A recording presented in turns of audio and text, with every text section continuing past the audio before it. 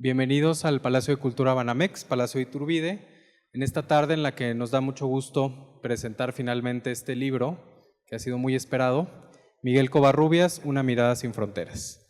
Y nos da mucho gusto que nos acompañe esta tarde el doctor Eduardo Matos Moctezuma, que está aquí con nosotros, y Sergio Raúl Arroyo, que nos acompañan en esta presentación.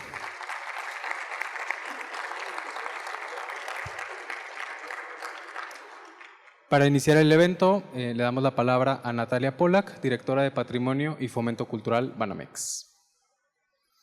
Hola, buenas noches a todos, doctores, buenas noches. Es un gusto darles la bienvenida al Palacio de Iturbide para la presentación del libro Miguel Covarrubias, Una mirada sin fronteras. Una publicación que recoge y articula, la riqueza intelectual, artística y humana de una de las figuras más singulares del siglo XX mexicano. Miguel Covarrubias fue un creador que desbordó categorías: dibujante, caricaturista, antropólogo, museógrafo y observador incansable de las culturas del mundo. Su obra se construyó desde el cruce de disciplinas, territorios y miradas. Como bien sugiere el título de esta publicación, su trabajo no reconoció fronteras, ni geografías, ni culturales, ni conceptuales.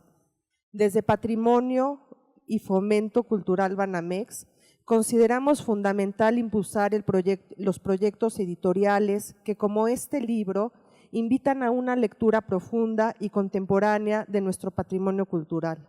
Miguel Covarrubias, Una mirada sin fronteras, no es únicamente una revisión biográfica, sino una exploración crítica de su pensamiento, de su vocación humanista y de su capacidad para vincular el arte con la antropología, la pedagogía y la vida cotidiana. Revisitar a Miguel Covarrubias hoy es reconocer a un creador que apostó por la diversidad cultural, por el diálogo entre mundos y por una visión amplia de la modernidad. Es también una invitación a mirar el patrimonio cultural no como algo estático, sino como un territorio vivo en constante construcción. Este libro es resultado de un esfuerzo colectivo que acompaña la vocación de esta casa: generar espacios de reflexión, conocimiento y encuentro. Se trata de una de las publicaciones más completas realizadas hasta ahora sobre Miguel Covarrubias, pues abarca desde sus inicios y la diversidad de disciplinas en las que incursionó a lo largo de su trayectoria. Es importante reconocer a Anaí Luna como coordinadora académica, quien estuvo a cargo de la gestión de los autores, la articulación de los contenidos y la revisión integral de los textos. Su visión y conocimiento fueron y han sido clave para dar coherencia y profundidad a esta obra.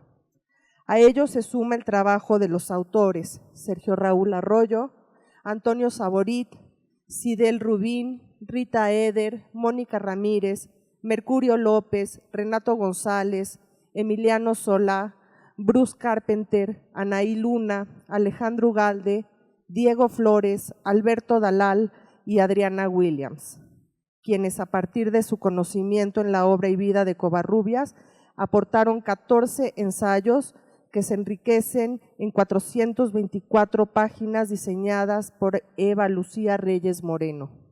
Aprovecho también para agradecer al equipo editorial por su trabajo integral en este proyecto, desde la gestión administrativa realizada por Carlos Monroy, hasta el diseño, la investigación iconográfica y el cuidado de la edición. Asimismo, reconozco al equipo de exposiciones encabezado por Leticia Gámez, cuyo apoyo en la curaduría de la muestra nos permitió un acceso más directo a las diversas colecciones y facilitó el uso de más de 500 imágenes. Quiero expresar un agradecimiento especial a la familia González de la Fuente, Carla, Diego y Alejandro, herederos de los derechos de autor, por su generosidad y disposición para hacer posible este proyecto editorial.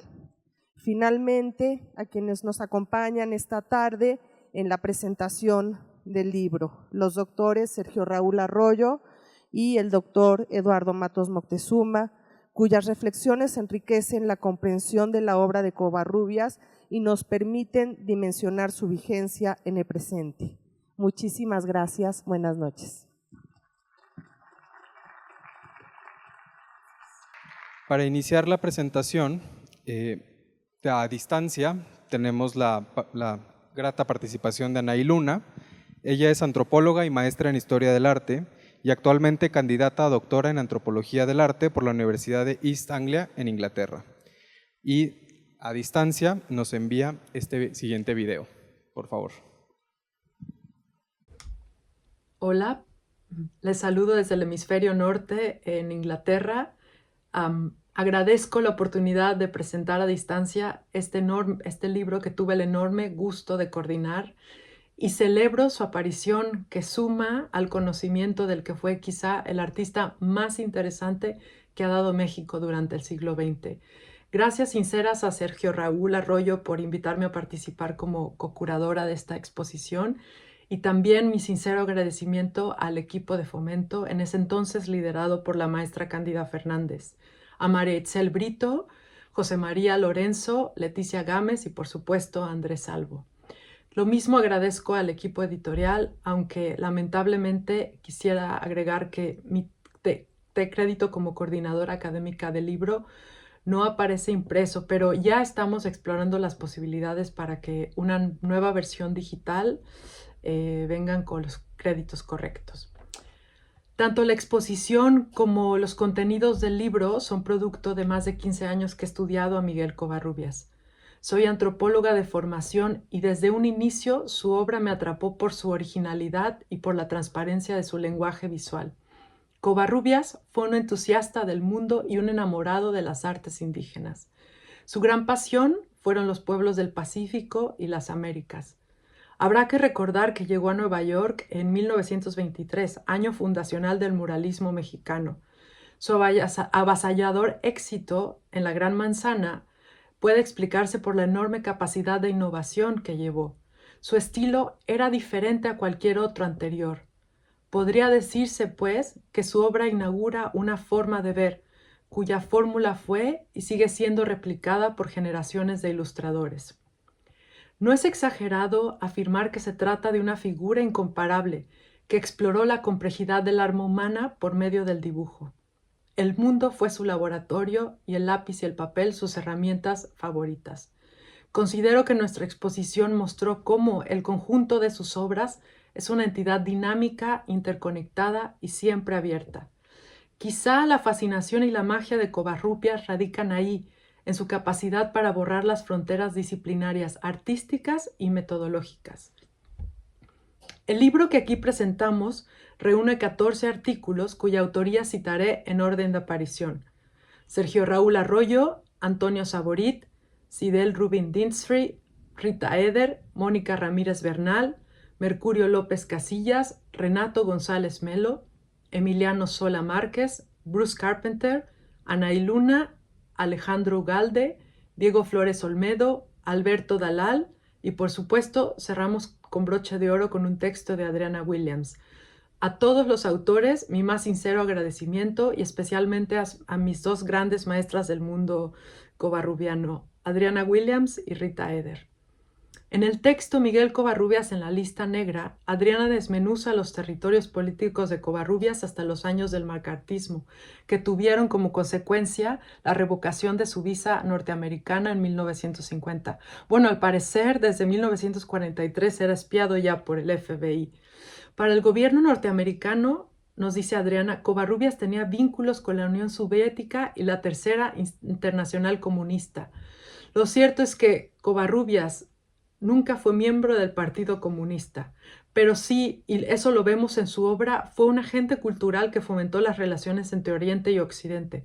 Por ejemplo, su relación con China se remonta a 1930 y 33, cuando justo se detienen en su paso hacia Bali él y su esposa Rosa y permanecen un tiempo en Shanghai. Ahí hizo amistad con pintores y caricaturistas vanguardistas de la época. Además, durante su paso por China, estudió el arte antiguo, la caligrafía y explora las posibilidades técnicas del jade, una piedra que se volvió el soporte material para su fijación con la olmeca una década después.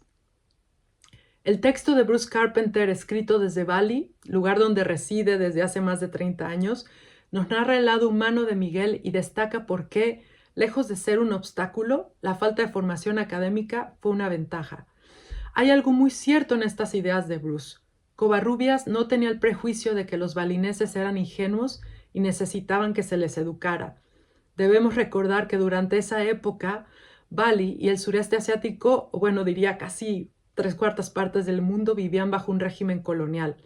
La antropología de esa época, es decir, los años 30 y todavía muy entrado el siglo XX, seguía repitiendo esos tropos racistas que reproducían y sistematizaban la diferencia sin cuestionar la supuesta superioridad blanca o occidental. De acuerdo con Bruce, su comprensión de la cultura balinesa fue más intuitiva y yo añadiría también que más horizontal. Island of Bali, el libro, también muestra otro talento que tuvo Miguel, que fue la escritura. Su prosa es clara, elegante, capaz de dar cuenta de temas complejos y transmitir observaciones profundas. Por ejemplo, Bruce narra cómo en el 81 el hijo de un sumo sacerdote balinés le preguntó que cuándo iban a traducir a Covarrubias al balinés, ¿no? Y recuerdo que María Elena Rico Covarrubias, a quien quiero recordar en esta breve presentación, me contó que cuando viajó a Bali a principios de los 80 siguiendo los pasos de su tío, la gente le hablaba de él como si hablaran de un pariente cercano. Esto creo que es muy revelador. Hacia el inicio del libro hay 3 textos maravillosos que nos adentran en el panorama temprano de Miguel. Antonio Saborit hace un salpimentado repaso de los primeros años del chamaco y de sus inicios, por ejemplo, las revistas estudiantiles La Falange y Policromías, hasta sus primeras apariciones en las revistas neoyorquinas. Esto es meses antes de su célebre debut en Vanity Fair, que fue enero del 24.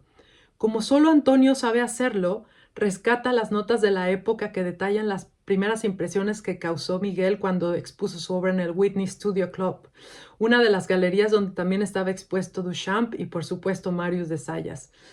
Me llama la atención que la crónica de esa experiencia describe a Covarrubias con un artista con una mirada fotográfica. Yo creo que quizás se refirieron a él como un artista con la capacidad para retratar. Entiendo que la referencia alude a la agudeza visual que tenía Covarrubias. Y es en este sentido que el texto de Rita Eder nos propone pensar la caricatura como un género artístico del que se desprende un problema conceptual que es muy interesante, ¿no? Diferenciar entre las tensiones que implica el parecido y la equivalencia. Mientras que el parecido constituye una práctica de la pintura y el dibujo, la equivalencia proyecta las características físicas y psicológicas de sus personajes. El texto de Sidele Rubin Dinsfrey aborda la manera en que Covarrubias representó la modernidad intrínseca de Harlem. Y este texto es súper interesante porque analiza por primera vez un grupo de 4 retratos al óleo muy tempranos de Miguel que están en la Biblioteca del Congreso, que ella nos dice, esto refleja las lecciones de los muralistas en Covarrubias, o sea, las mujeres afroamericanas tienen una presencia portentosa en los retratos y la ropa, la elección de la ropa también nos dice mucho, ¿no? De cómo la moda no es solo un reflejo estético, sino una elección política. Emiliano Sola Márquez, en un texto muy elocuente, analiza la figura de Covarrubias como testigo y partícipe fundamental de la región cultural que hoy conocemos como Mesoamérica. Para Emiliano, esta metodología que Covarrubias tenía para mirar y estudiar las culturas de forma comparada fue un proceso que le llevó a proponer la famosa hipótesis olmeca. Si recuerdan, la más representativa obra es el diagrama de la máscara del dios de la lluvia. La idea central de Emiliano es que tras la aparente sencillez del planteamiento visual de las máscaras, Covarrubias sugiere la existencia de un núcleo constitutivo de lo mesoamericano. Y en consonancia con esta idea está el artículo de Mónica Ramírez Bernal, en el que también nos propone ver el mural de la geografía del arte popular como un mapa de la Mesoamérica moderna, ¿no? Y en el que están plasmados la sobrevivencia de los valores artísticos de los pueblos prehispánicos. Luego está el texto de Renato que habla de una primicia que tuvimos en la exposición, que es esta colección de dibujos a tinta de los personajes de la historia mexicana que fueron literalmente rescatados de la demolición.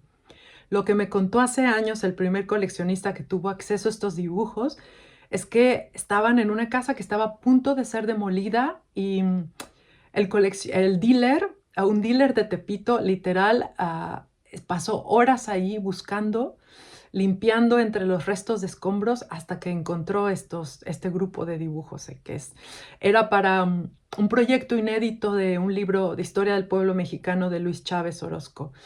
Realmente las tintas son magníficas y bueno, hay mucho que decir, pero seguiré presentando a los demás autores. En ese tenor, el texto de Diego Flores Olmedo hace un recorrido muy puntual a la trayectoria y la huella de Miguel en el mundo de los museos. Este es un aspecto que también se liga con su carrera como curador y coleccionista. Covarrubias nos legó, además de toda la escuela de museografía mexicana que viene de la tradición del MoMA, nos legó una maravillosa colección de arte del Pacífico y de Norteamérica que resguarda el Museo Nacional de las Culturas. Para cerrar, me gustaría concluir con un par de ideas. Considero que Covarrubias fue sobre todo un pensador visual. Usó la imagen como un fenómeno capaz de producir efectos. En consonancia con los artistas de su generación, él también consideró que el arte era un medio para la liberación. A mí me gusta imaginarlo como un Tritzker, un personaje mediador capaz de transitar entre geografías y estados con una levedad sumamente envidiable. Esta personalidad transitoria es lo que lo hace un artista y un pensador único. Al transformar el mundo mediante las imágenes, acabó transformándose a sí mismo, acabó siendo un verbo. El que sea difícil encasillarlo o definirlo en una sola tradición no es un problema, sino su mayor eficacia y virtud. Muchas gracias por escucharme y un abrazo hasta México.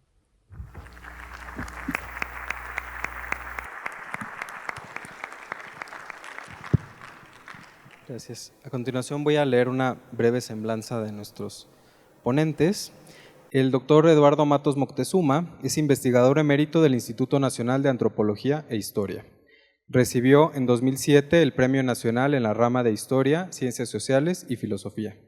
Es también doctor honoris causa de la UNAM, doctor honoris causa por la Universidad de Colorado en Boulder, doctor honoris causa por la Universidad de Colima y la Universidad de Harvard abre la cátedra Eduardo Matos Moctezuma Lecture Series. Recibió también el Premio Princesa de Asturias de Ciencias Sociales en 2022 y el premio del Shanghai Forum of Archaeology en el ramo de Descubrimientos. Bienvenido, doctor. Sergio Raúl Arroyo es investigador, académico y etnólogo. Es miembro de la Academia Mexicana de Ciencias Antropológicas. En 2006 recibió la condecoración de la Orden Isabel la Católica que otorga el Gobierno de España y en 2009 ganó el premio Miguel Covarrubias. Fue director general del Instituto Nacional de Antropología e Historia. Ha sido profesor en la Escuela Nacional de Antropología e Historia, la Universidad Nacional Autónoma de México, la Universidad Autónoma Metropolitana, la Universidad Iberoamericana y la Universidad Intercontinental. Tanto en el INAH como en la UNAM ha desarrollado proyectos relacionados con la historia antigua y contemporánea de México, así como el surgimiento de la modernidad y la presencia del mundo indígena en el país. Ha impartido conferencias y cursos en el Museo de la Pedrera de Barcelona, las sedes del Museo Guggenheim de Nueva York y Bilbao, la Casa de las Américas en Madrid, el Museo Nacional de Antropología en México, el Museo del Milenio en Beijing y la Universidad de Gujarat en la India. También ha sido organizador y promotor de proyectos museográficos y diversas muestras presentadas en museos como el Hermitage, Royal Academy, National Gallery, Guggenheim, entre otros. Recientemente fue curador de la exposición Miguel Covarrubias, una mirada sin frontera que presentamos aquí en este Palacio de Cultura Banamex entre abril y septiembre de 2025 y que recibió a más de 300,000 visitantes. Y ahora sí, pues dejo en el micrófono a nuestros presentadores.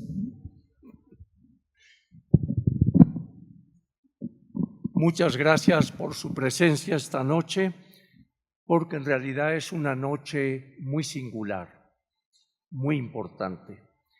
Se presenta este libro que nos da un panorama de una de las figuras más, diría yo, fantásticas de una época que nos ubica alrededor de los años 20, la posrevolución, hasta los años 50, y en todo ese transcurso ocurrieron muchas cosas, en todos los órdenes, en el artístico, en el político, en el social, en fin, que de todo ello fue testigo nuestro personaje, Miguel Covarrubias.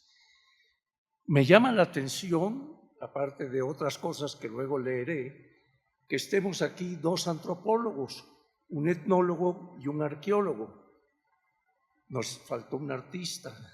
Pero bueno, el hecho es que considero que Anaí, que fue la coordinadora del libro, ya nos la presentaron y ella ya se expresó, pues tuvo la sensibilidad y el conocimiento para reunir y darnos este volumen que hoy disfrutamos y a la vez nos ayuda a conocer. Me congratulo de estar con Sergio Raúl, cuyo artículo es el que abre el libro y en el que da ya una semblanza general de Miguel Covarrubias. Lo mismo acaba de hacer Anaí, es decir, nos ha dado paso a paso y autor por autor una breve reseña de lo que cada uno de ellos trata. Por lo tanto, pues para no hacer repetitivo, aunque en estos casos pues a veces es obligado, pero creo que para no ser repetitivo, pues voy a hablar y, como digo, en algunos casos, incidir en algunos de los puntos o que fueron característicos de nuestro querido Miguel Covarrubias. Voy a dar lectura a unas palabras que traigo y que comienzan así. Lo primero que llamó mi atención de este libro fue la pluralidad de autores que se dedicaron a escribir sobre las diferentes facetas de un hombre y artista singular, Miguel Covarrubias. 14 especialistas en distintas ramas del conocimiento reunieron sus plumas para expresar las múltiples maneras en que nuestro personaje tuvo presencia a lo largo de su vida. El común denominador de todos ellos era la figura señera de Covarrubias. Y no era para menos. Arqueólogo, etnólogo, artista, diseñador, museógrafo, caricaturista y muchas otras cosas eran razones más que suficientes para inspirar las palabras de tantos participantes en el tomo que hoy se presenta. Además, todos ellos voltearon su rostro para ver y seguir las andanzas que llevaron a Covarrubias por diversos ámbitos. Harlem, importantísimo, Nueva York, Bali, México, China, en fin. Tal fue el quehacer que emprendieron nuestros escritores para penetrar con agudeza y buen conocimiento en las entrañas de los diferentes rostros de nuestro protagonista. Siempre he dicho que un buen libro se compone de varios aspectos. En primer lugar, un tema que sea atractivo para el lector. En este caso, la obra que hoy presentamos cumple sobradamente con este apartado, ya que la vida de Miguel marcó toda una época, no solo en nuestro país, sino que trascendió al extranjero. Segundo, que las ilustraciones sean parte sustancial y se complementen con los textos. En este caso, es innegable la calidad de las fotografías y dibujos y su correlación con los escritos presentados. Tercero, que la edición esté bien lograda y lleve al lector por los senderos de la imaginación y también de la realidad. El libro es, una vez más, un trabajo muy bien hecho como los que caracterizan al Fomento Cultural Banamex, con el apoyo invaluable de la Fundación Díez Modoro. El tomo, coordinado, como ya se dijo, por Anaí Luna, se constituye, sin dudarlo, en un verdadero corpus que ilustra, enseña, apasiona y nos descubre el mundo personal de un individuo que transitó por múltiples caminos y por ello considero muy atinado el subtítulo, Una mirada sin fronteras. Realmente no sé, querido Sergio, a quién se le ocurrió ese subtítulo, pero realmente viene tal cual a lo que estamos viendo y a lo que pudimos ver en la exposición que tú curaste. ¿Sí sabes quién lo hizo o no? Después de una sesión de 3 horas de discusión, Anaí y yo decidimos que ese iba a ser el título. Bueno, 3 horas, pero llegaron a un buen final, eso sí. Sería pretencioso de mi parte tratar de comentar el contenido de la obra, la que de por sí tiene 420 páginas y reúne a tantos estudiosos, cada uno con su propia percepción y faceta del personaje. Cuando Sergio Raúl Arroyo me solicitó presentarla, acepté gustoso, pero cuando me llegó el libro me di cuenta que me había metido en una selva de muchas entradas y pocas salidas. El libro, como la selva, lo atrapa a uno y nos mete de lleno en el personaje y su mundo interior y el mundo exterior que él supo captar de una manera increíble. Un grupo de amigos tuvimos la suerte de contar con una visita a la exposición guiada por Sergio Raúl en el Palacio de Iturbide y fue una experiencia aleccionadora. Paso a paso la recorrimos y volvimos a gozar aquellas imágenes que expresaban muchas cosas, además de encontrarnos con otras que no conocíamos. Pero lo más importante para mí fue el poder llegar a las esencias de aquel individuo que, pese al tiempo transcurrido, se nos mostraba por medio de sus creaciones. Al leer el libro, encontré en él un valioso medio en donde se veía el espíritu creador de Covarrubias y su interminable afán de descubrir nuevas cosas, nuevas inquietudes, nuevas experiencias. Volvamos al catálogo. Sergio Raúl abre con su texto aquel universo pleno de movimiento y vitalidad. Danza sin fin es el encabezado de su escrito, que nos regala y tiene razón. La danza es movimiento que se proyecta hasta el infinito. Si algo llama la atención de las creaciones y recreaciones de Miguel, es precisamente el juego que el artista entabla entre el pasado y el presente, en donde el movimiento cobra su máxima expresión. Como arqueólogo que soy, me interesa adentrarme en el tema, ya que el tiempo asignado no da para más. Acudo a la pluma de Alejandro Ugalde.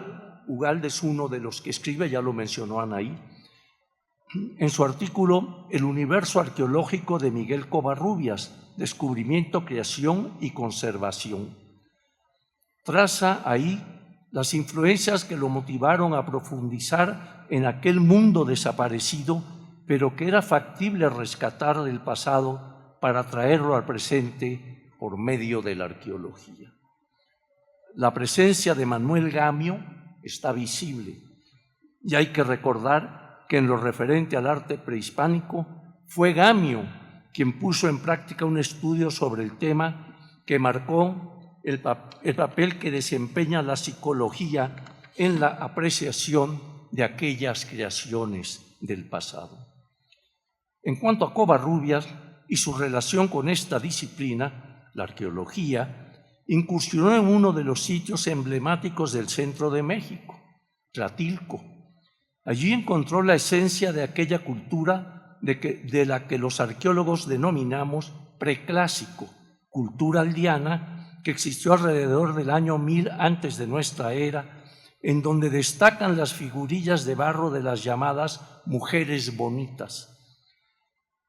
Covarrubias dibujó, al igual que muchas otras obras arqueológicas, estas mujeres. Además de una belleza, de una delicadeza, el trazo que Covarrubias le imprime a esas figuras. En ellas, en estas mujeres bonitas, se aprecia la intención del artista anónimo que las creó al representarlas desnudas y con especial atención en las anchas caderas, símbolos de fertilidad. No han faltado estudiosos que piensan que muy posiblemente eran enterradas en los campos de cultivo para que la tierra fuera pródiga y diera a luz los alimentos que habrían de sustentar al grupo. La conjunción mujer-tierra siempre ha tenido cabida en el pensamiento mesoamericano. Veamos cómo relata nuestro personaje, Miguel, su paso por tan importante lugar. Lo cito. Esta cita la tomé de mi libro de la historia de la arqueología del México Antiguo, magníficamente editada por el Colegio Nacional, y aquí está el responsable, Alejandro Cruz, de esa edición. Cito a Miguel. Tocó al que escribe la suerte de que se le confiara la dirección de las exploraciones en Tlatilco por el Instituto Nacional de Antropología e Historia. Primero, durante una corta temporada en 1942, con la ayuda de Hugo Muedano, cuando se hicieron solamente trincheras estratigráficas para establecer la posición cronológica del lugar.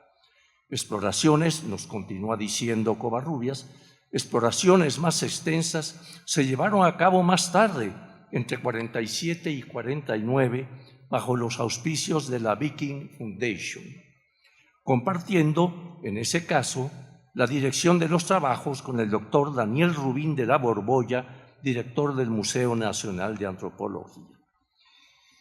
Aquí cabe también señalar que Miguel Covarrubias nunca tuvo una formación, una escuela como arqueólogo, sino que en aquella época, imagínense, la escuela nace en 1938 en el seno del Instituto Politécnico Nacional.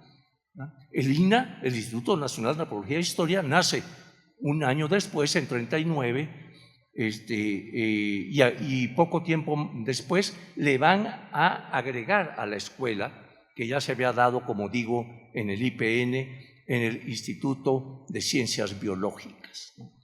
Ambas, el INA, el IPN, obras, claro, del general Cárdenas. Pero aquí hay que aclarar algo muy importante. Si bien no tenía la formación, que sí tuvo cambio años atrás, sí se graduó de doctor en Columbia, en antropología, etcétera, con el proyecto de la población del Valle de Teotihuacán. Sin embargo, hay que recordar que algunos de los más importantes arqueólogos mexicanos de aquella época no contaban con estudios en la materia. Era su propia pasión que los fue llevando a eso. Por ejemplo, y tú lo conoces muy bien, don Alfonso Caso, el famoso arqueólogo Alfonso Caso, creador del INA, creador del Instituto Nacional Indigenista, etcétera, etcétera, no estaba graduado de arqueología y sin embargo nos proporciona una serie de datos, una serie de informaciones a través de su obra que realmente es impresionante. Otro tanto tengo entendido que era Jiménez Moreno, nuestro maestro, don Guiberto Jiménez Moreno, historiador, que tampoco, según tengo entendido, tuvo estudios propiamente dichos en la materia de la historia, ¿no? Y podríamos mencionar otros más. Por ejemplo, entre los extranjeros, Pedro Armillas, que marcó toda una trayectoria en la arqueología mexicana. Igualmente, había estudiado arte en su natal Zaragoza antes de formar parte de las fuerzas republicanas en la Guerra Civil Española.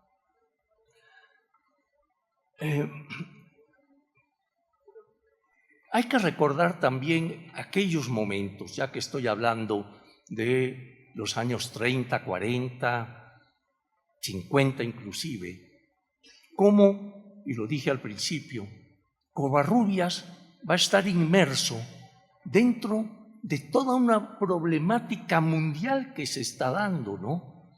La Segunda Guerra Mundial, la Guerra Civil Española, caricaturiza a los representantes del eje Berlín-Roma-Tokio, ¿verdad? Por ahí vienen al final una serie de caricaturas de estos personajes, ¿verdad?, que conllevan una crítica, además, de tipo política. Ahora hago alusión a eso. Quizá un buen resumen de la vastedad de la obra de Covarrubias y de su trascendencia en el tiempo es lo que comenta Sergio Raúl acerca de ella.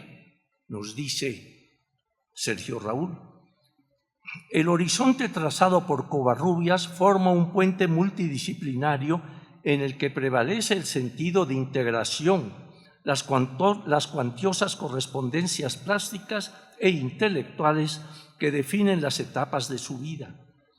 Es necesario entenderlo a través de lazos históricos y estéticos, emplazar nuevos planteamientos para dar cuenta de aspectos como la materialidad instrumental y las líneas constructivas que lo sustentan. Pero nos sigue diciendo Sergio Raúl, pero también para hacer visibles las vertientes del interés cartográfico y antropológico, así como una vehemencia que nunca excluye la danza. De ahí el título de su artículo inicial, que ya comenté. La danza, un punto sensible que se desplazó por su obra de principio a fin. El periodo que atraviesan sus capítulos creativos corresponde a un momento crucial que abarca poco más de la primera mitad del siglo XX. La relación de su trabajo con las distintas atmósferas culturales en que estuvo inmerso hace visible los intereses, las influencias y los planteamientos que enriquecieron el camino transitado. Creo que esto resume de una manera formidable quién era, quién fue y quién sigue siendo Miguel Covarrubias. Un aspecto interesante es el que escribe Adriana Williams, ya hizo Anaí mención de ella, en el último artículo del libro, Miguel Covarrubias en la lista negra. Resulta que en 1953 se le nombró director de danza de Bellas Artes a Miguel. Al pedir una visa para acompañar a 4 bailarines que habían sido distinguidos y iban a viajar a Estados Unidos, la visa no se le concedió. ¿Por qué razón? Ya que su nombre era parte de una lista en la que estaban Diego Rivera, David Alfaro Siqueiros, Lombardo Toledano, Narciso Bassols y Miguel Covarrubias. O sea que pues también tuvo que enfrentar ese aspecto, digamos, político. Cabe señalar que Adriana Williams dice de Covarrubias: Miguel Covarrubias fue el artista mexicano más versátil del siglo XX.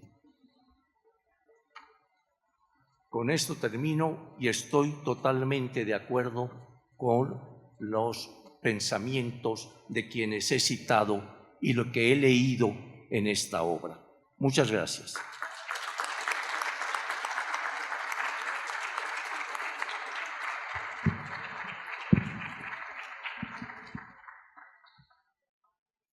Muchas gracias, Eduardo. Es un honor y un placer estar contigo esta noche.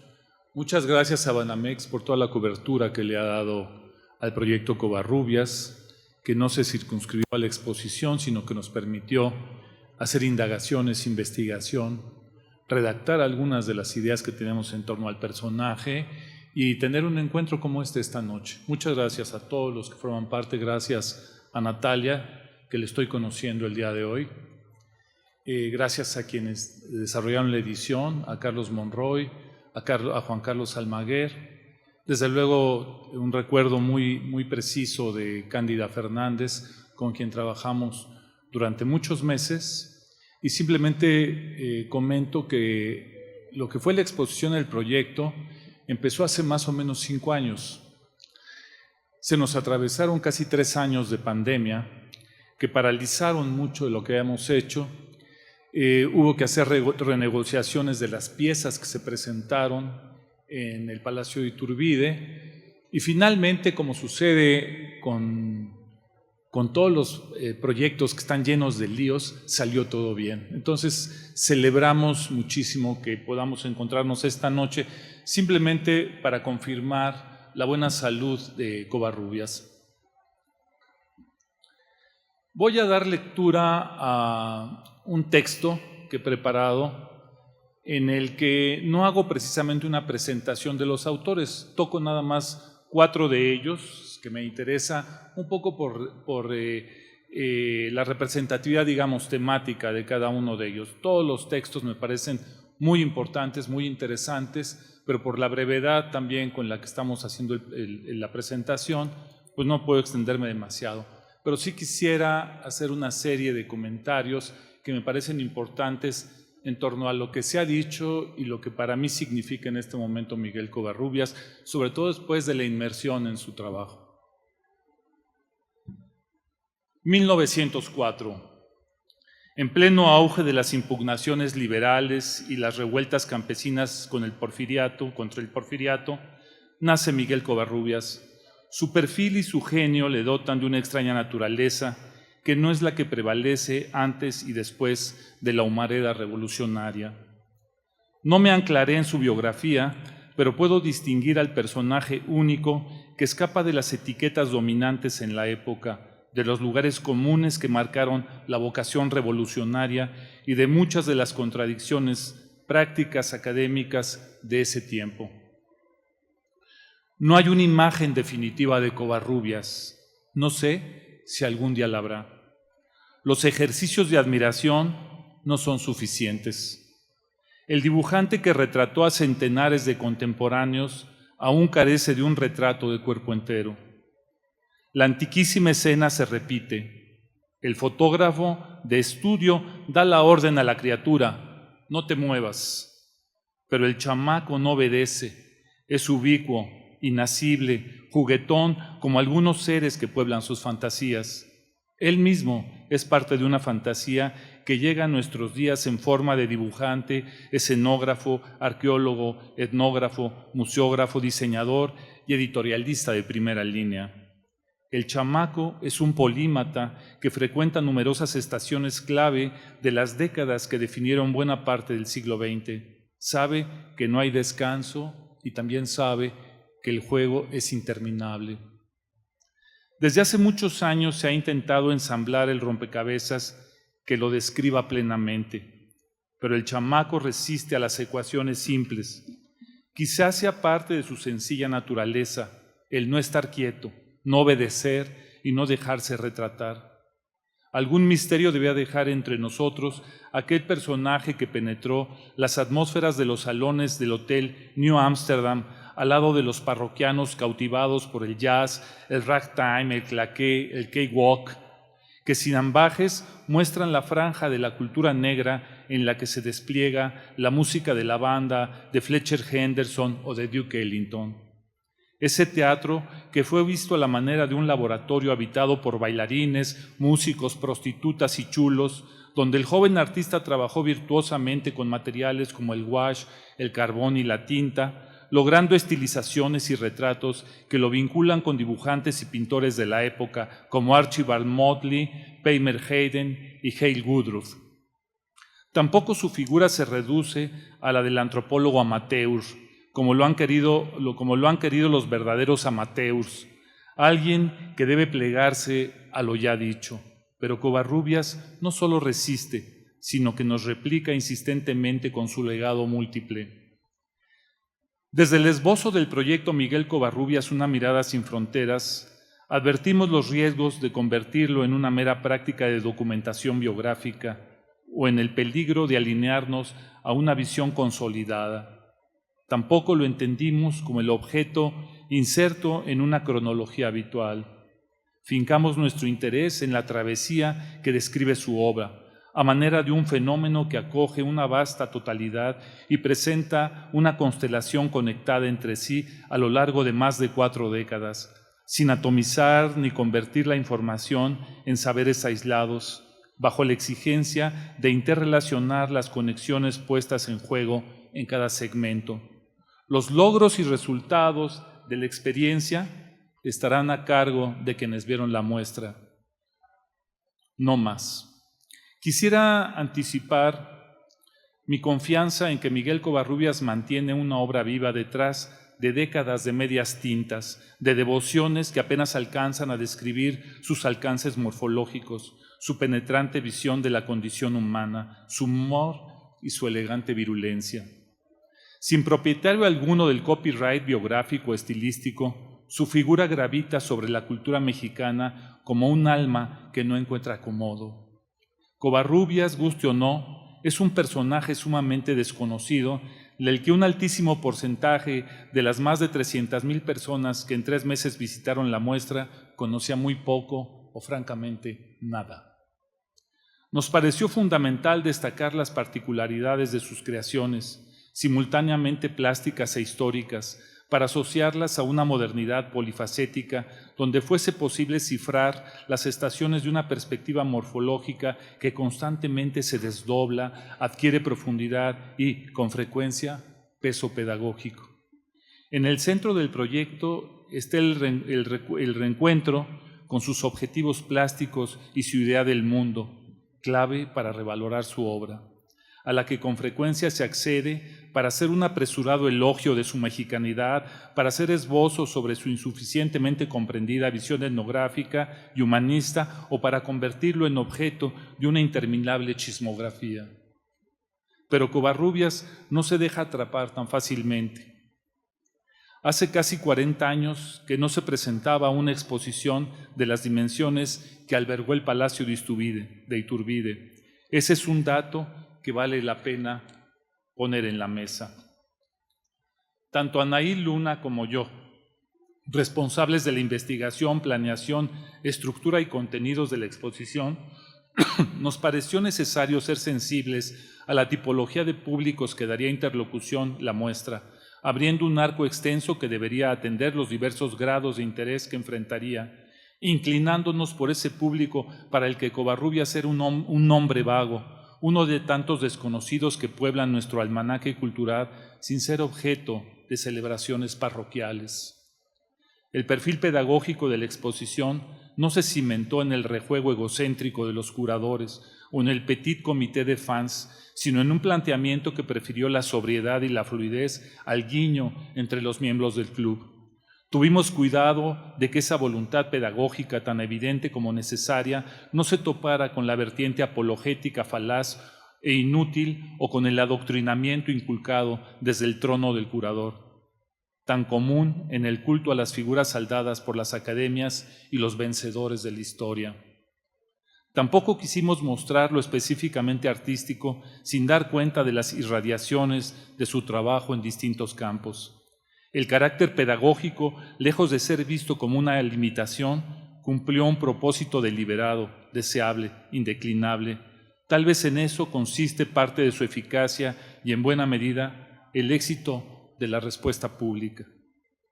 Me he permitido comentar lo anterior porque es importante en función del libro que presento hoy, del que Anaí Luna es coordinadora académica, y en el que mi participación se circunscribe al primer ensayo de la edición. Para hacer un mínimo análisis de ella, quisiera mantener mi perspectiva museológica con las citas de mi propio texto a las que ya he recurrido previamente. Veo los 14 ensayos que componen el libro como un intento por poner un peldaño sólido y multicromático en la construcción de la imagen integral que demanda Covarrubias. El límite de tiempo me obliga a referirme solo a 4 ensayos, 4 temas, sin que eso suponga agotar la dimensión crítica que cada uno de ellos contiene. Sydel Rubin Dinstrey revisita la estancia de Covarrubias en Harlem. El párrafo que da entrada a su colaboración es espléndido. Cito: a mediados de la década de 1920, al contemplar la vista desde el Hotel Shelton de Manhattan, donde se hospedaba Miguel Covarrubias, se describía el fascinante paisaje urbano que se desplegaba ante él como una composición cubista. Al atestiguar la magia de Manhattan, eso ya termina la cita, al atestiguar la magia de Manhattan, Covarrubias daba parte del encanto que ejerció en él una modernidad llamada a ampliar su horizonte cultural. Nueva York era un mundo que, como las matruscas rusas, contenía una sucesión de mundos, de cuerpos, uno dentro de otro, a modo de un relato abismal que proveía la ciudad más representativa del imperio. Las 1001 noches que el joven artista reinventó con lápiz, tinta y wash. Para Rubin resulta claro el descubrimiento de Covarrubias relativo al orgullo racial de la gente de Harlem, un lugar al que yo considero constituye su primera estación etnográfica. En realidad, Harlem implica para Covarrubias, después de una comisión que le dio Vanity Fair, la revista, Covarrubias tiene una inmersión interesantísima en Harlem, porque no es una inmersión simplemente de alguien que va a hacer dibujos o va a cazar fotos. Es un tipo que se dedica a entrar en el ambiente cultural de Harlem. Conoce a la gente, conoce a Palmer Hayden, trata con los artistas, con los músicos, se familiariza con la atmósfera y además es un asiduo al Hotel New Amsterdam, donde él produce probablemente algunos de sus mejores dibujos. Estoy hablando de una persona, de un muchacho que tiene alrededor de 22 años. Es algo fantástico. Entonces, un lugar al que considero constituye la primera estación etnográfica de Covarrubias, reforzada con escorzos que enfatizaban una novedosa africanidad, pero también la llegada a una atmósfera que transitaba en su imaginario hilando una correlación con el indigenismo, afirmación que se engarza a otros paralelismos como el de Nueva York con la Ciudad de México, escenarios de una activa vida cultural que en nuestro país atizó la época postrevolucionaria. Allí está ya presente un notable balance entre abstracción y representación, entre lo formal y lo narrativo.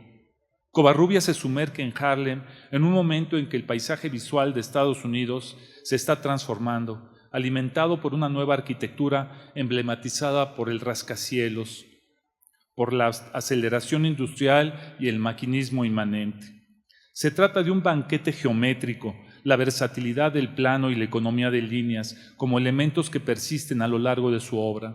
Las referencias a los bailes de salón, versiones secularizadas y despojadas de los protocolos cortesanos, hacen posibles movimientos, colores y escenarios que dotan de profundidades entrañables cada una de sus obras. Rubin Dinstrey nos permite asistir al encuentro de Covarrubias con la capital cultural del imperio y establecer paralelos y contrastes que forman la experiencia del artista, que no solo es influido por los autores que le salen al paso en su inmersión neoyorquina, sino también en la influencia que sus dibujos ejercen en los gremios de la prensa y de las artes visuales. Por ejemplo, el dibujo que él hace en el wash, la Rapsodia en azul, casi lo repite literalmente Palmer Hayden en un wash también que hace de los Holy Rollers, estos cultos religiosos con baile, danzas, que rodaban sobre el piso básicamente de los barrios negros. Entonces, todo esto es material que Covarrubias va tomando, pero del que no solo recoge, sino también da. Renato González Mello Analiza la representación de personajes históricos a partir del conjunto de 23 dibujos que realizó Covarrubias para la historia del pueblo americano de Luis Chávez Orozco, como lo señaló Anaí. Historiador y funcionario, un texto inédito del que se perdió el manuscrito. Los dibujos, nunca antes expuestos, son uno de los hallazgos de la exposición presentada por Fomento Cultural. González Mello dice centrar su atención en el retrato de Antonio López de Santana, quien aparece representado por Covarrubias con dos rostros. En palabras del autor, evocando una extraña iconografía de la década de 1930, un momento en que la ilustración de libros históricos tiene un creciente acceso por medio de la industria editorial. Pero el análisis no se queda ahí, sino que el ensayista hace un recorrido por la percepción ideológica con que se capta y representa a los retratados como figuras históricas, un ejercicio plástico que plantea a su vez lecturas políticas de carácter reductivo. En el recorrido aparece Hidalgo y Iturbide, así como referencias a los diagramas cronológicos y de castas, cuya utilidad no pocas veces alcanza el presente. Cito a González Mello en lo relativo a Covarrubias. Hay una diferencia muy pronunciada entre las opiniones que se expresan entre colegas y el discurso educativo, que es parte del discurso público. La invitación a Miguel Covarrubias como ilustrador probablemente está relacionada con esa ambivalencia, caricaturista pero amable, sardónico pero educado. En cuanto a Santana, Covarrubias y Chávez Orozco optaron por una imagen sobre la doble característica del personaje, la del militar que había participado en modestas batallas para la República y las del oscuro especulador político que quiso llevar la corona de un imperio en calidad de Serenísima Alteza.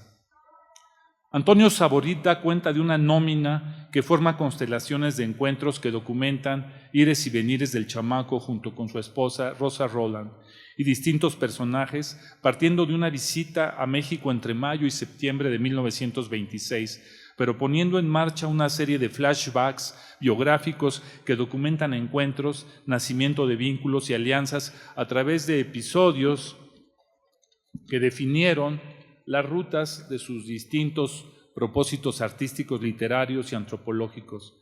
En ellos aparecen los nombres de Octavio Barrera, Diego Rivera, Roberto Montenegro, Arqueles Vela, Nahui Olin, Anita Brenner, Adolfo Bes Mogar, Tina Modotti y Edward Weston. Y un larguísimo etcétera. El itinerario de esos días establece la secuencia que hace comprensible el tránsito intelectual de Covarrubias, así como los puentes que tiende entre el México posrevolucionario y la metrópoli neoyorquina, dos realidades que se tocan con una extraña naturalidad en su imaginación. Solo quiero hacer un apunte que he platicado con Eduardo. Es importantísimo tomar en cuenta que Covarrubias en realidad se forma empíricamente, pero tiene fuentes muy importantes en su formación. Una de ellas es el propio Bes Mogar, que lo introduce un poco al trabajo de Caso, el álbum de colecciones arqueológicas que se publica, cuyo ilustrador es el propio Bes Mogar. Hay que tomar en cuenta que a finales de los años 10, a principios de los 20, Bes Mogar elabora su libro, el método de dibujo, y el ilustrador es Covarrubias. Esto no es gratuito. Hay una relación entre Caso, Mogar y Franz Boas. Franz Boas funda la Escuela Americanista en 1910 de Arqueología y Etnología, y el libro de Caso deriva justamente del álbum de colecciones, deriva de la escuela, es producido por la escuela. El de Bes Mogar, perdón. No, el de Caso, el álbum de colecciones es producido por la escuela, el que ilustra Bes Mogar. Años más tarde va a ser el ilustrador del método de dibujo, va a ser Covarrubias. Hay un puente que tiene que ver con algo que es mucho más importante simplemente que quien ilustra cada cosa.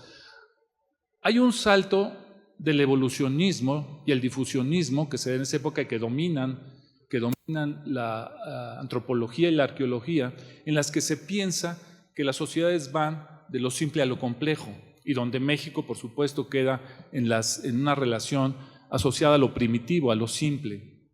El salto que da el relativismo con Boas, presente en México, es precisamente que las sociedades no se rigen por eso, sino que las sociedades crean instituciones y de acuerdo con sus propias características geográficas, físicas y culturales desarrollan esas instituciones sin mostrar ningún tipo evolutivo ni ninguna superioridad en términos de su integración.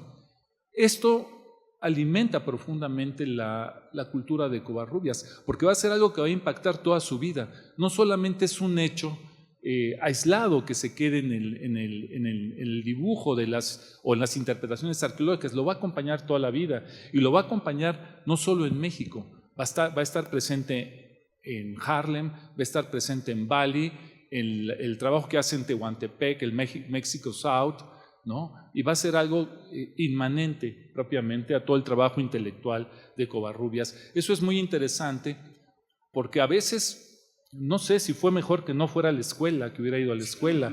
Creo que hay veces que las pérdidas son ganancia. Covarrubias a los 16 años le dice a su padre, estaba en sexto de prepa, yo no vuelvo, yo decido ser dibujante.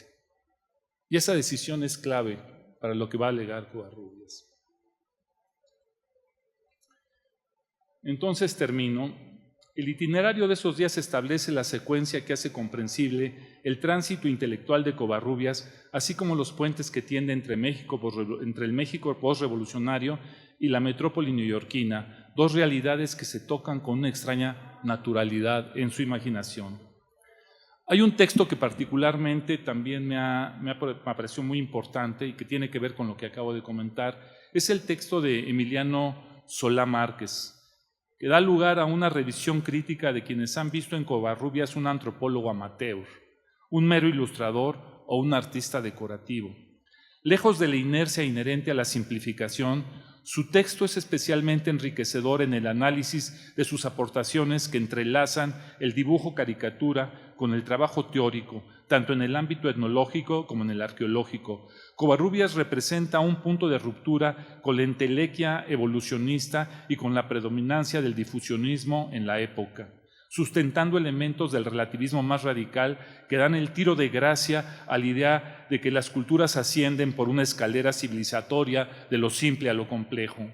Asimismo, mediante su investigación en el diseño prehispánico, da cuenta de su utilidad en los fechamientos arqueológicos. Es interesante el diseño porque básicamente lo que trabaja en el método de dibujo son diseños que vienen de la época prehispánica. Pero Covarrubias, más tarde ya trabajando con Caso como antropólogo, hace diseños que tienen que ver con diferentes culturas y con diferentes momentos. Y gracias a eso pueden establecer nuevos fechamientos. Hay que pensar que cuando Covarrubias en el año 42 empieza su trabajo como arqueólogo al lado de Caso en Monte Albán, en Oaxaca, se considera que la cultura más antigua en México es la maya. Y en realidad Covarrubias da un revés a ese concepto, a esa afirmación. Covarrubias muestra que es la olmeca en realidad la cultura más antigua. Es decir, su aportación como amateur, pues yo puedo decir que en el mundo profesional poco se ha dado. Asimismo, mediante su investigación en el diseño prehispánico da cuenta de su utilidad en los fechamientos arqueológicos. Solá ubica a Covarrubias en el centro de la discusión sobre Mesoamérica, rechazando los reduccionismos que desconocen su conocimiento incisivo de la teoría antropológica. Apenas en octubre pasado, la doctora Rita Eder presentó en este mismo recinto el libro Miguel Covarrubias, de América a los mares del sur. De ella es el ensayo sobre Covarrubias y el arte de la caricatura. A la doctora Eder se debe en buena medida el interés por el chamaco. En la actualidad, Adriana Williams, autora de la biografía que ha dado pauta a numerosas investigaciones relacionadas con la vida de Covarrubias, documenta su inserción política en las distintas etapas de su vida. Mercurio López Casillas, quien fue fundamental para obtener la documentación gráfica de la muestra, entrega una de las secciones fundamentales también del libro, el papel de Covarrubias como ilustrador. Mónica Ramírez analiza la cartografía producida por Covarrubias como parte axial de su obra, en especial su dimensión pedagógica. Bruce Carpenter reflexiona sobre la experiencia balinesa de Covarrubias. Alberto Dalal nos ofrece un magnífico ensayo sobre la danza, cuerpo y representación. Quizá el tema de mayor transversalidad en la obra de Covarrubias está desde sus inicios como dibujante hasta los últimos dibujos. La danza, además de que fue esposo de 2 bailarinas, la danza está presente a lo largo de toda su obra. Las figuras de Tlatilco contienen figuras danzantes religiosas.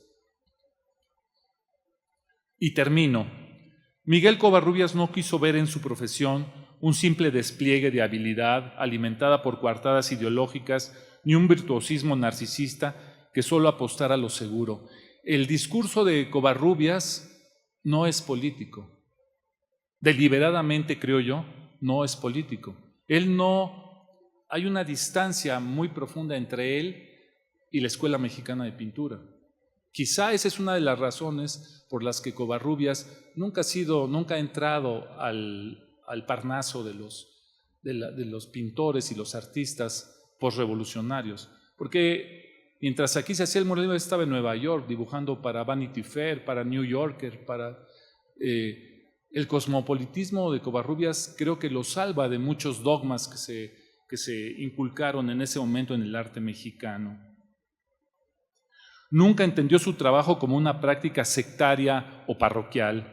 Sin renunciar a sus convicciones socialistas, desplegó, como muy pocos, una existencia dinámica y cosmopolita, en la que lo mismo encarna al chamaco de los 14 años que trabaja en el pequeño taller de un periódico universitario, hasta el cotizado dibujante que da personalidad propia a las publicaciones de mayor circulación en el imperio.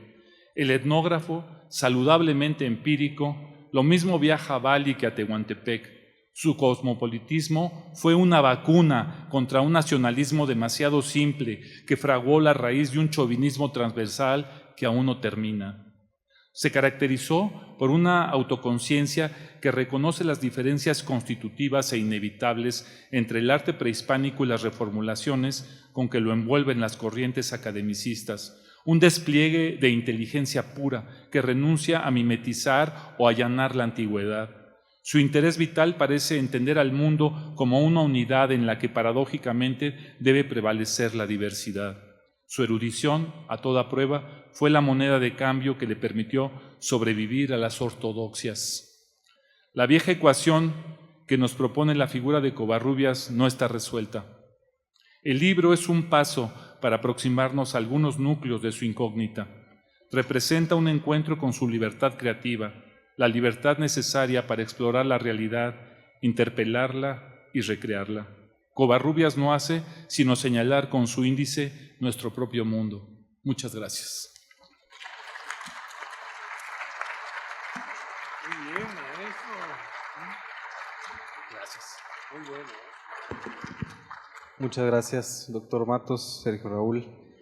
Pues tenemos unos minutos para si alguien tuviera alguna pregunta para nuestros ponentes.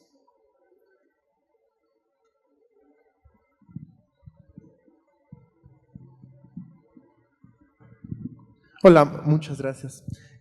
Nada más una pregunta, digo, es bellísimo la obra de Covarrubias. Solo en su opinión, el tema de la cartografía está muy marcado en toda su obra de forma particularmente, incluso después la relación, bueno, su hermano, los famosos cuadros que tiene su antropología, pero en su opinión, el tema de la cartografía en los dibujos de Miguel Covarrubias, en su visión también y en sus viajes que hizo sobre todo hacia Asia, ¿por qué hay una presencia tan profunda, además tan hermosa? En la exposición que hubo acá podíamos ver cómo incluso había biología marina, había temas mucho más diversos que la verdad es que es evidente que es un estudio de años, no solo de cartografía, sino está presente también un interés por la naturaleza muy profundo. Pero la pregunta es nada más, ¿cuál sería su opinión de cómo logra o por qué tiene esta curiosidad geográfica tan particular en él que lo desarrollan en realidad muy pocas personas? Muchas gracias. ¿Quieres contestar? Contesto yo lo que quiero. Bueno, en realidad no. Covarrubias es muy difícil encasillarlo, por eso digo que su retrato es muy difícil de hacer. El tema es que la cartografía, él empieza, su primera obra la debe haber hecho de su primer mapa de México, que estaba aquí en Isabel la Católica, al lado de la Biblioteca Nacional, la hizo al lado de Roberto Montenegro, fue ayudante de Roberto Montenegro. Y eso debe de datar de 1918, más o menos. Después, él trabaja en la Secretaría de Comunicaciones, todavía antes de irse a Nueva York, y él hace mapas de carreteras y de lo que hay en ese momento allá, son dibujos a mano. Esos dibujos empiezan a tomar peso cuando él, sobre todo, trabaja lo que es ya la antropología de la cuenca del Pacífico. Porque son mapas, no son mapas híbridos ni neutros, son mapas que tienen una carga cultural muy fuerte. Por un lado hablan de la diversidad humana y por otro lado hablan de la diversidad animal, de la diversidad zoológica que hay en el mundo. Y es la cuenca, él trabaja mucho la cuenca del Pacífico porque piensa que la cuenca dominante en Occidente ha sido la del Atlántico en muchos sentidos, que la historia universal en general ha estado siempre fincada en la historia del Pacífico, sobre todo a partir de la modernidad, en la cuenca del Atlántico. Entonces él trabaja todo esto y sus trabajos tienen un peso pedagógico, pero todavía de regreso a México, él vuelve a trabajar en la Secretaría de Comunicaciones y vuelve a hacer otros mapas. Algunos de ellos estaban exhibidos en la exposición. Yo creo que ve la cartografía como quien ve un libro. O sea, la cartografía es algo que nos permite hacer lecturas del mundo, lecturas de la realidad. Y creo que es una manera sui generis de expandir la visión del mundo. Los mapas siempre van más allá de lo que podemos ver. Los mapas, a pesar de que son reducciones, nos permiten ampliar también nuestro horizonte. Yo creo que ese es el principio básico de los mapas de Covarrubias. Hay un interés por hacer del mundo algo palpable, algo que no sea más concerniente. Bueno, tu observación es muy interesante, ya lo ha contestado Sergio Raúl, pero fíjate, en estos mapas el individuo, el ser humano, ¿verdad?, se presenta dentro de una flora, una fauna, ¿no?, y una cultura que representa cada uno de estos individuos, ¿no? Realmente es una manera muy integral de concebir, pero más, no solo de concebir, sino de dar esta imagen de lo que eran estas sociedades, esta flora, esta fauna, etcétera, etcétera, ¿no? Conocí, no personalmente a Miguel, pero sí a su hermano, a Luis, quien inclusive pues hacía pinturas, hay alguna en el Museo Nacional de Antropología, siguiendo esa pauta de Miguel, ¿no? Pero en realidad, pues Miguel era el que tenía esa concepción integral de los individuos y su medio ambiente y todo lo que eso trae como consecuencia.